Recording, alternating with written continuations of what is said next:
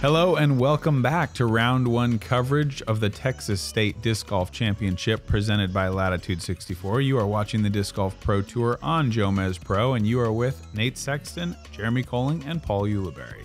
And it has been a pleasure to rewatch the second time watching Paul McBeth do what he just did on the front nine. 8 under is a spectacular. We've seen him green out an entire 9-hole stretch. We've seen it several times.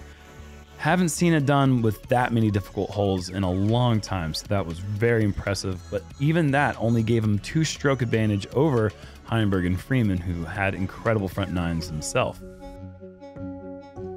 Getting it started here on hole 10, par 3, 426. This is blind going downhill. You got these 4 little guardians waiting for you at the final ridge. And then there's OB right behind the basket. I think that is the trickiest part about this hole because a park job is going to feel out of bounds to you when you let it go. I really love this hole. I do too. I like everything about it. I like the little trees. I like the distance control you have to manage. That's Oh, boy. can't look better than that. Wow. He is absolutely firing on all cylinders. There's no point when this disc left his hand that you're thinking, oh, that could do anything else other than be parked. That is so good. And look where it went between those upright arborvitaes. Exactly where you want to throw it. At the dead center point between them. I don't think those are arborvitaes. They're definitely upright. That much we can see. This is going to be short left. And that's that's what- exactly yeah. where everyone throws it. Whoa. Big skip. That was a massive skip. It was. So Jeremy and I met in 2018 at a Friendsgiving. The next day he asked me if I wanted to go out to eat, and I said yes, and we've been together ever since. My dad had passed away unexpectedly in 2016. Losing him really makes you realize how short life is. COVID brought our household a lot of love, but it really put things in perspective as far as we need to slow down and really connect back to one another and what is important.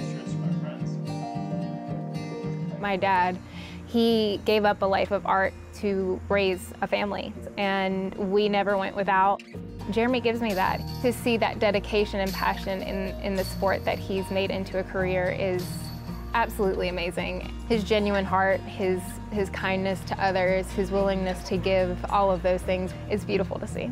I got to experience the disc golf world. Sweating. Everyone else is just... You really don't get to understand it until you get to witness it and be a part of it. And it is a beautiful thing.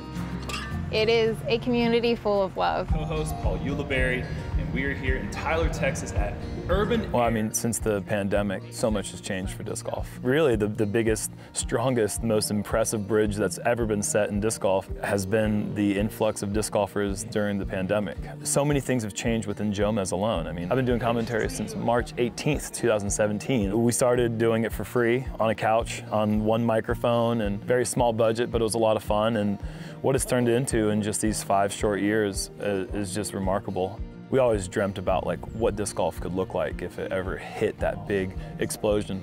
We're really feeling like we're finally here. Players have agents. There's outside companies coming into the sport, players with big $1 million contracts and stuff like that. It's kind of bizarre to think that like it's happening right now. In 2020, that was the initial year I was going to propose to Jules. Pandemic came around and messed up the plans, and I was kind of looking for that perfect spot. And Jules and I had been trying to go to Hawaii for so long, and we finally found an opportunity last year. It all culminated with this epic proposal at this huge, beautiful waterfall. Yeah, and then now I have a fiance. Jules has now quit her job. we've decided to go out and get an RV. We had to get a truck to pull the RV. Not only do I have my fiance, the love of my life, my partner with me, she's my caddy. She's helping out with Jomez. She's helping out with the putting game. I think she's one of the most decorated non-disc golfing disc golfers in the community right now. And that's really cool to say. Like, everybody has embraced her. Everybody loves her. Most people like her more than they like me. You know, I don't have to be around for her to have a great time with my friends. And that's a really cool thing to say. I'm 36. I'm at the end of my career of being potentially relevant. I'm still trying to prove to the young guys, the guys that are half my age, that I still got it, you know? A lot of our viewers probably forget that I used to be pretty dang good at this game. I'm hoping that being on the road full time and really focusing on it can bring me back to where I want to be on the course, bring back that happiness that really was so fulfilling when I was getting tournament wins. I never really thought I would ever see myself working as hard as I am doing something that's disc golf related that wasn't necessarily throwing discs. It's a true job. It's the best job in the world. I get the one practice round that you guys get to watch on YouTube. I might have time to go out and practice putt. I might have time to go work on a specific shot or a specific group of holes. But 2 practice rounds is almost not even possible. We got travel day, we've got setup and breakdown of wherever we stayed the previous week, putting games. I literally get paid to be silly. Like, I get paid to do the things that people are encouraged to stop doing. And then the tournament starts. Travel day on Monday, do it all over again. I mean, I can't think of anything else I'd rather do, and I wouldn't want to do anything else.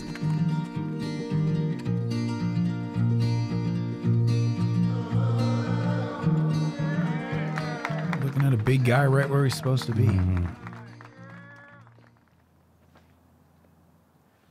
I love it. I like that you chose the Pop-Tart shirt.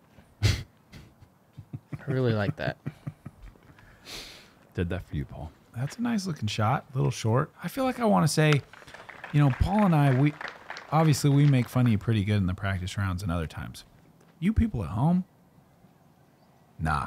This dude will spank you up and down any course from here to anywhere. Sure. So you can just chill out on that, on questioning the big man's accuracy or whatever. That's our place. But the rest of y'all can shove off. Thanks. I totally agree. You don't get on featured cards throwing it out of bounds every hole. Only I can do that. Don't you give him that credit. Here's Matty O from the other side of the... That's a casual barrier between the holes there. Right, where the other tee pad is there. This is a tough little putt. Give it to him, though. Yeah. Woo. Yeah, you guys at home are throwing that straight into the street. No, the putt. Yeah. And I'd put all my money on it. In that situation. In the background, you see Matt Bell just draining a 100-footer, and the chains were simultaneous with Paul's tap out. That's a crazy putt to run on the 18th. Just you, everybody at home, wait until you see the green of the 18th. Matt Bell is an animal. He really It's the most Matt Bell thing there is running a 100-footer and making it. Okay, in other news, McBeth still perfect. Hole 11. Jeez Louise. Par 3, 485. OB right, but it doesn't really come into play. You just got to haul off on one here. You'd like to go flat, maybe just a slight drift, and then play your skip back towards the basket. Paul said to me right before he threw, he's like, this is the hardest hole we've played yet, because when we practiced this, it was just a ripping headwind. He doesn't even know, he wasn't unable to dial this hole in. Ooh, got in his own head. He's just wrong. I mean, does he not remember hole 9? I know. I Right. think he was just saying that. And This is inside. I think. Yeah, that's probably 50. we've seen him make 3 of those. Nice flex on it. It does look to be coming out early if you catch the trees, though. Oh, my Oh, gosh. no early at all. What am I talking about? I don't know, Paul. Lose my job. What a shot. That was beautiful. Might be a tough putt there for a big person, though. Tall person. Yeah, it got behind the basket just enough where those sticks are going to be sticking. As sticks do. Man, That's a beauty. that is really good. Super, just a golf line. Just Matty-O as it gets. Low, not really a lot of flip, just 485 on a rope. Watch the width here that Linus puts on this. A lot of trust, a lot of turn. He's going to need that skip, though. Oh, yeah. He gets the skip. Wow, fantastic drives. You guys really showed McBeth. But he might be about ready to show you something here. To stay perfect with an asterisk.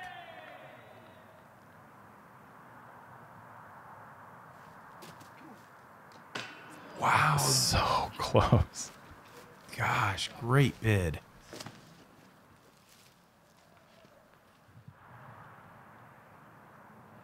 Okay, you did figure out a way to not have those, They're not too sticky. yeah, sticking. Beautiful. Good catch. You're killing it at this point. 5 Yes. under is very good. Absolutely.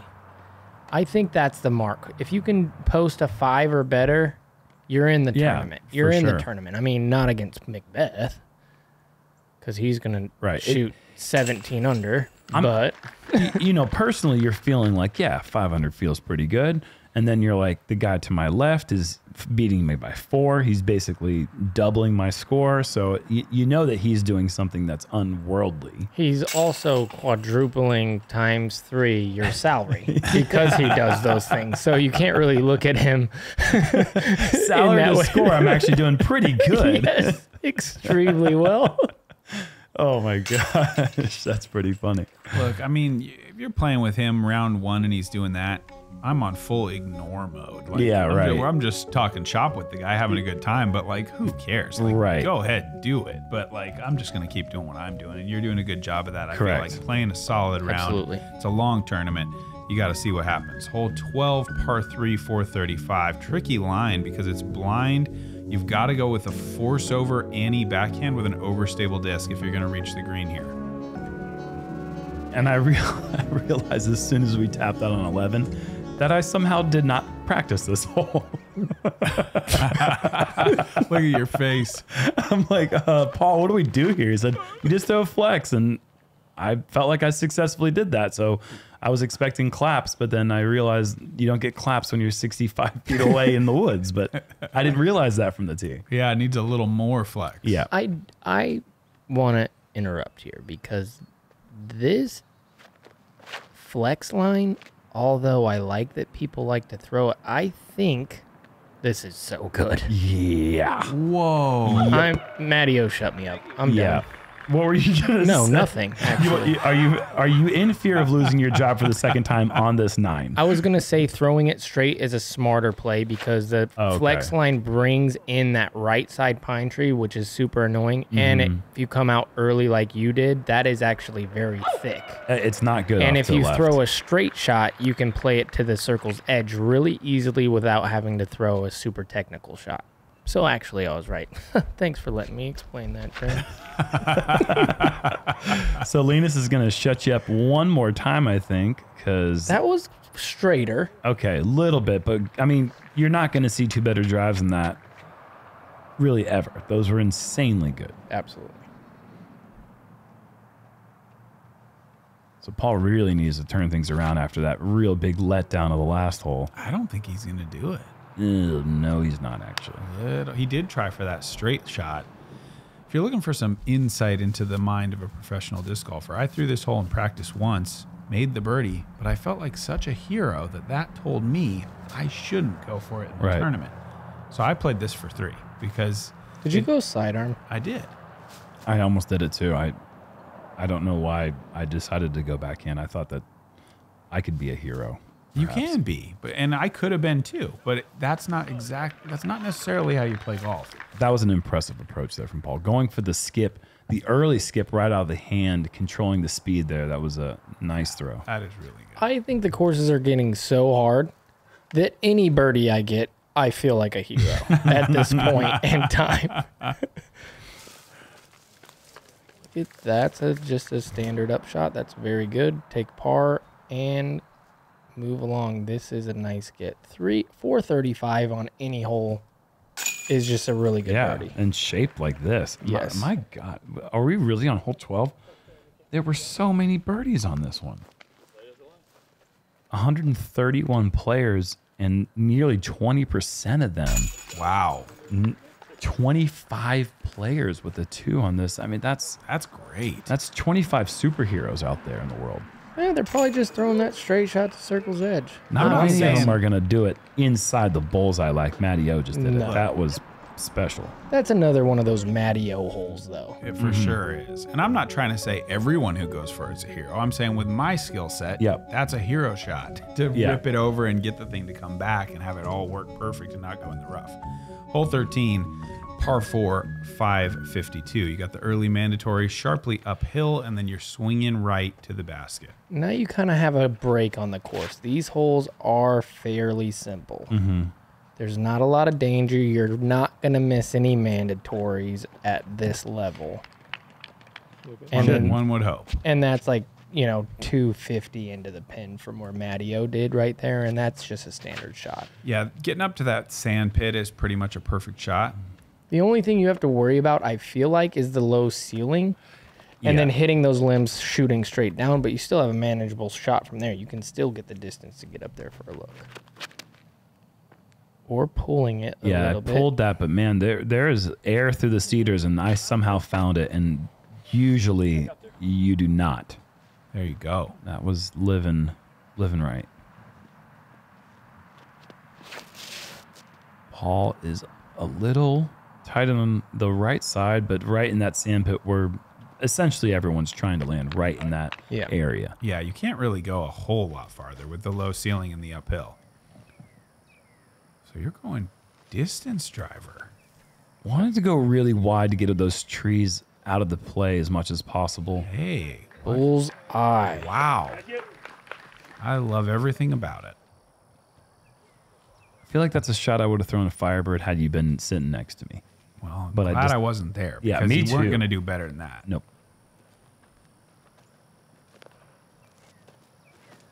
He is sitting next to you. Hey. Confused.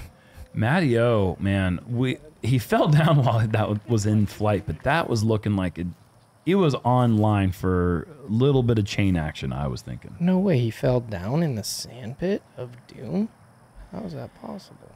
Here's Linus, Annie, slight Annie. Come on. There it is. And Very good. This is I guess it bears mentioning that this sand pit is a very tricky surface to throw off of, and you can see each player is having their own difficulty with that run up. Not only are you going uphill, but the footing is just so unsure. And it really plays tricks. I mean, these approaches are only, Paul's shot was probably 215 to 220, playing maybe 250, but the difficulty goes up even more when you consider the uphill in the sand.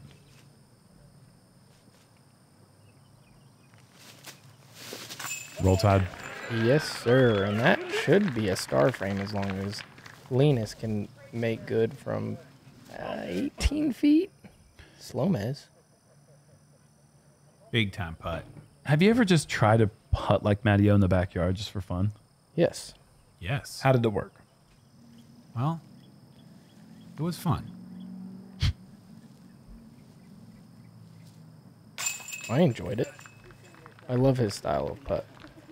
Fun, yeah, but what about results? Great Yeah? results. I was just making them from everywhere. I don't know why that's funny. Paul with another birdie. I was looking for my approach because I had no clue how close it was. And Yeah. the pole was in the way. It's the perfect size of a disc. And I was like, come on, somebody show me where my disc is, man. It's such a funny feeling. Like everyone's all relaxed and you're kind of like looking, but Yeah, also like, trying to have did a it conversation. You go start down the freaking hill? out. Yeah. Where is my disc? This is a really tough shot. 14 is blind downhill with a lot of danger. If you go early left, you're in real trouble in the cedars. There are some over-the-top options as well. I want to go for that tree on the right side, just like this. And but just it just needs to brush a branch. Yeah. I love the mid-range play Yeah. because as you're going downhill, faster discs want to go left. Yeah. But the mid-range kind of carries straight. And I feel like that's, unless you're going sidearm spike hyzer or something, that's the way that you're going to park this hole. And look at Linus going with a heart. Putter. Yeah.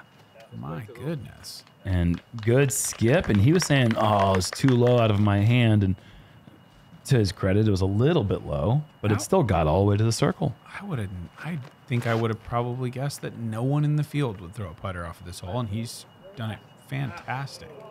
And yeah, that didn't come down. Here you go. Wow. Yeah, that stayed as high up as you could possibly be in that tree, but there is no 2-meter penalty. Back-to-back putter, guys. I just didn't see that coming. And that ringing is not in your house, folks. That is at the course, and it was quite obnoxious. It sounded like a, I don't know, you can hear it, but it was pretty annoying. Sounded like kind of a ring. Yeah, it sounded like it was in my house.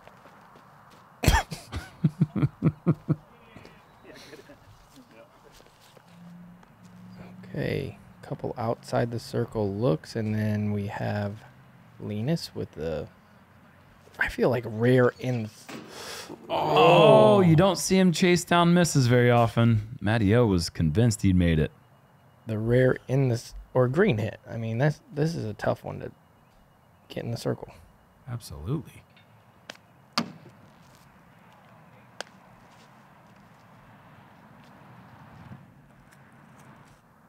Makes you wonder, had he made that putt on 11, does he birdie 12? Does he then birdie 14? I mean, does he just birdie everything, you know? Sure. That one par, is that enough to get that focus just enough off?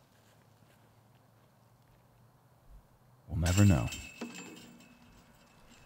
I think he's done enough with 10 down. Yeah, Personally. Pack it in. retire and you're going to be... We'll never forget you. Yeah, you're going to be doing great at 10 under.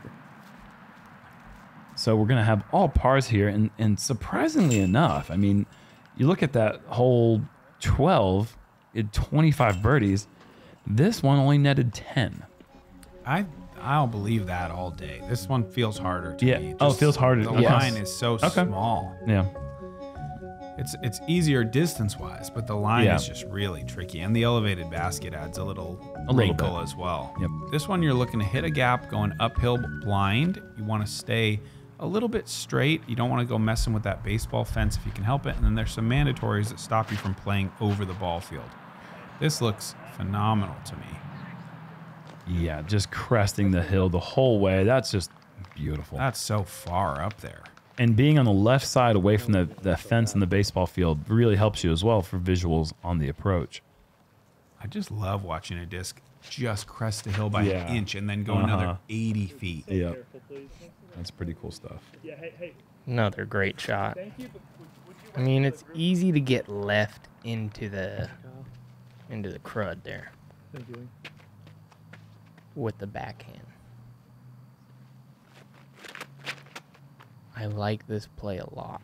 Is this going baseball fence? It's going to be close enough to it where the visual of the basket is going to be obscured by the fence. That's not so bad. No, it's not bad. You'll take that drive. Big hyzer forehand from there. Ideally, getting it turned over just a bit more out of the hand would make it better, but still fine. Really good. Yep. 4 drives anyone would be happy with.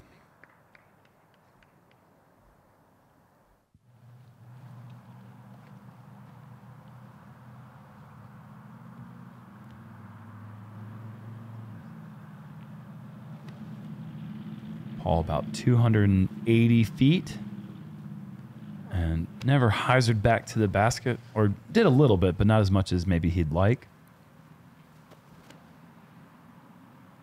I think my adjustment was maybe hyzering a little bit more. Good shot. So Yeah, it could be a tricky stance there. It ended up being a little bit, yeah, sure. But in between those 2 shots between Paul and I is, The basket. yeah, we got a 2. 2. Yeah, we would have made Hard it. to understand. Oh, We would have made it. I'm saying, like we got a 2. Ah, yes. And Linus almost rang up the 2. That was beautiful touch, and I mean, just to run it and still stay within 12 feet of the basket that's perfect disc golf.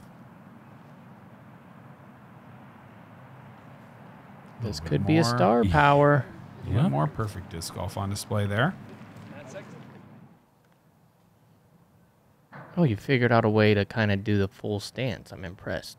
I thought that would be like a straddle putt. Oh. I straddled the line of bad and worse, and I ended up losing.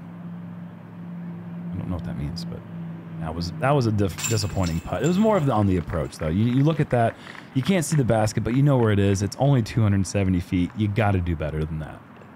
I mean, I'm still impressed. You're 2 putts away, easy putts away from being very close to Paul McBeth, who's playing perfect right now. 3, you make those 2 putts and you're only 3 back. That's, 2 easy putts away, yeah. And I feel like the easiest part of the game is cleaning up short putts. Because you can just practice it in 10 minutes, whenever you want.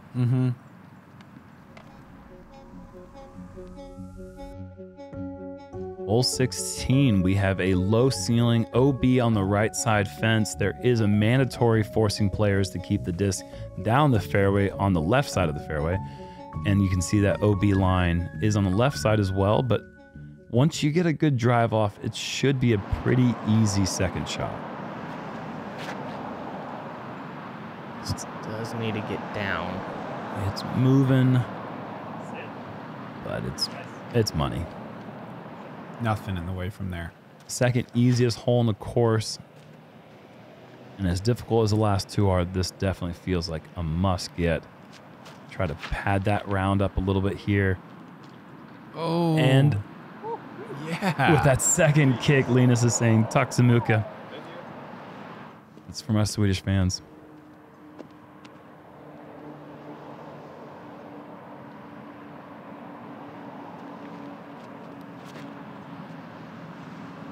And this needs to sit down as well. Tatskanuka, for sure. That's broadcast.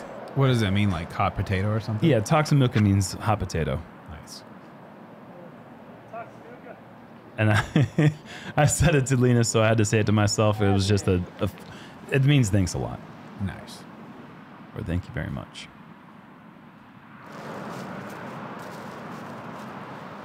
Awkward run up. Tough shot, but he's going full bore at it and catches the tree. And have another one of those awkward lies with the tree right against his disc. Not that far of an upshot, though. Adio going straight. Heiser, this needs to hurry and hurry quick. Ugh. Too wide.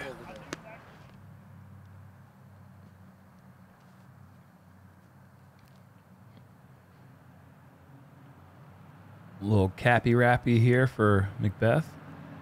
And with the green as sandy as it is, it's kind of a green light go to just maybe try to make it. And Paul almost did. Wow. What are you thinking here, Jerm? Well, I'm thinking I got about basically the same exact distance as I had in the last hole for my approach to just go a little bit wider. Same disc, going with that mortar. Make the correction. Awesome. You're making that putt, my guy. Right? It's about where you missed yours in the practice round, so I'm not going to give any spoilers. I still haven't watched the second part, but I really want to go watch that right now.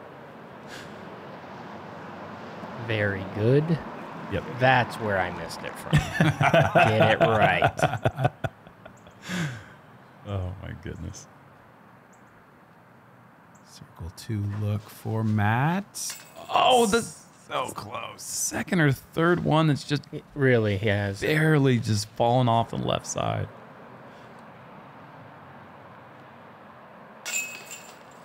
Wow. Just wow. Yep.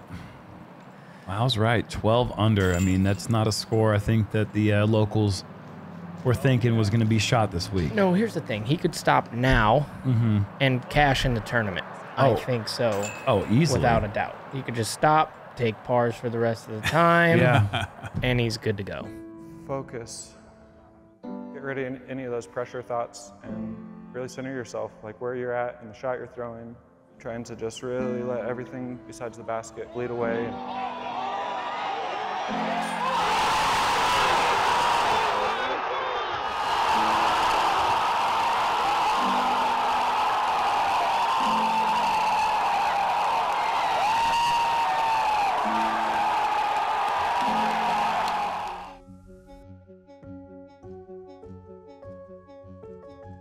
Hole 17 par 4, 912 feet.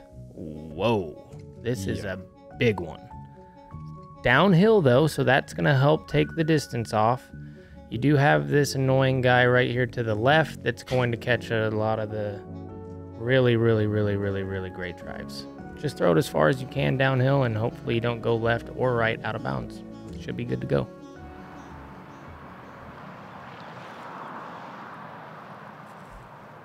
This guy's just about to send it.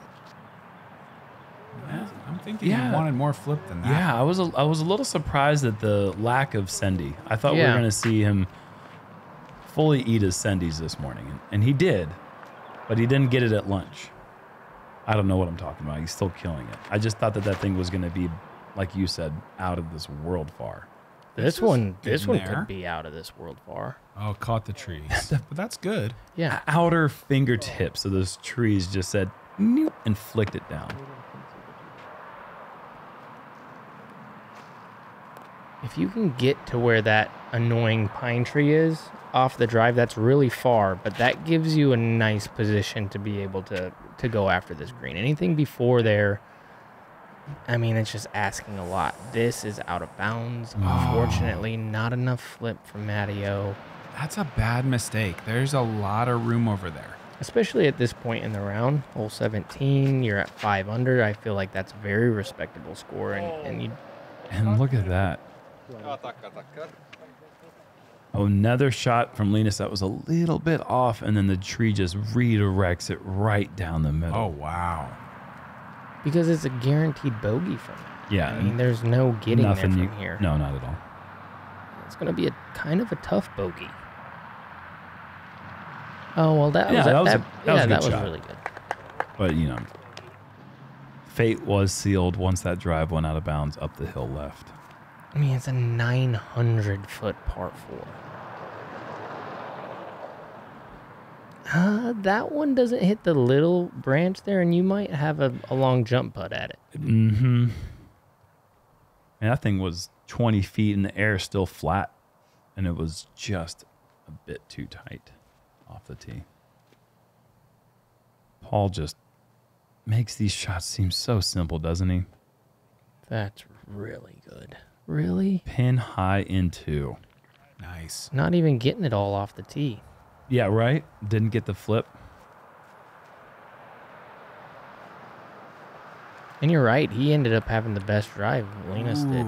This is help. bad, though.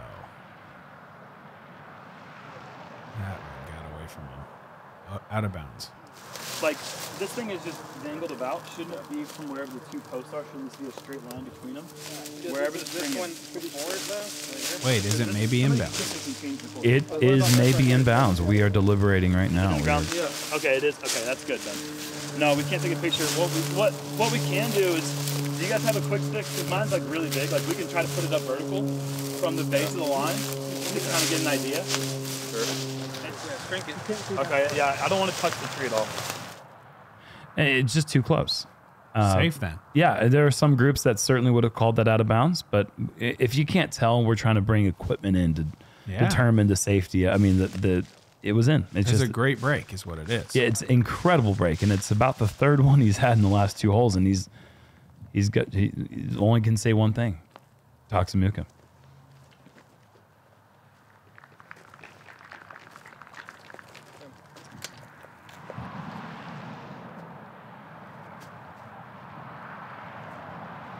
Giving it a little go. Yeah. I like that. Green light. When it's that far, you can't even putt it so far that you would be mad at yourself with a comebacker.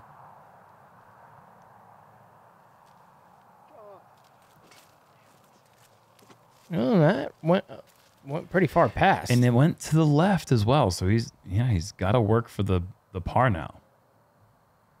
A little bit. That's work. Left side as well, putt. but exactly. It's in.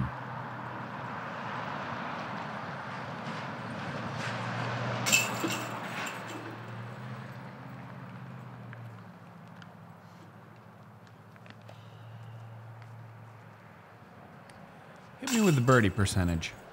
Hole 17, third hardest hole on the course, and another surprising number of players birdied the hole. 18, as a matter of fact. It's too common to even give the shout outs to these people that I otherwise would have thought that we'd be shouting out for the birdie on 17. It's a great birdie. You're looking at our finisher, hole 18, par 4, 695, out of bounds road, out of bounds ball field, elevated basket right up next to the road. Really a tricky hole. This is one where if you want an easier upshot, you're going to need to get a little bit more aggressive. Yep. You can easily throw it inbounds and have some sort of shot into the green, but the farther you go, it just widens up that area, and throwing into that green, it's a tight green. And You I wanna also get think close. closer to the road Yes. this is going to be close to the road. You really threw that wide. Oh, Roll up. Oh, dang it. You're lucky it didn't go in the sewer right there. I know. They put those boards. That's how I feel right now. I feel lucky with the highs are just bouncing backwards. I'm thinking, man, I'm lucky. You're right. Wrong place. But you're absolutely right, though, Paul, because in this situation No, right there, no. I'm not I don't- talking. Yeah, well, let's rewind it a little bit. When you're talking about wanting to get aggressive, that is a tough place Oh, to try right. to get up and down. Inside left, for sure. Yeah. Matty O said, I want a tough approach, too, so I'm going to be inside left. but that tree hit might be a good thing for That him. helped it. But yeah, I feel like this is one of those situations where if you play it out wide, the road is your friend because you can get a ton of distance, but it can also be not your friend if you. Don't you hate friends like that? I do.